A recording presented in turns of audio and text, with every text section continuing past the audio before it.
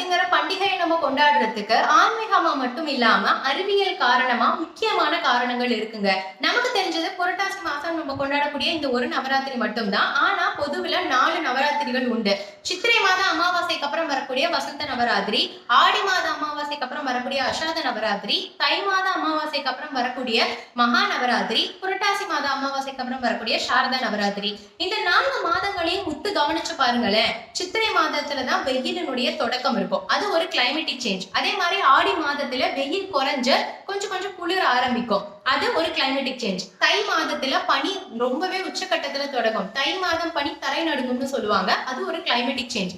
புரட்டாசி மாதத்துல வெயிலும் மழையும் சேர்ந்து இருக்கும். மழை காலத்தினுடைய தொடக்கம். இதுவும் ஒரு கிளைமேட்டிக் சேஞ்ச். இந்த 4 கிளைமேட்டிக் சேஞ்சஸ்க்கும் நம்ம பாடி ஒத்து போகணும் அப்படிங்கிறதுக்காக தான் இந்த காலகட்டத்துல நம்ம விரதம் இருந்து வழிபட்டால் நம்ம உடல் இந்த கிளைமேட் சேஞ்சை ஏத்துக்கும். நம்ம கண்டபடி சாப்பிட்டோம்னா ஏதாவது உடல் உபாதைகள் வர வாய்ப்பு இருக்கு.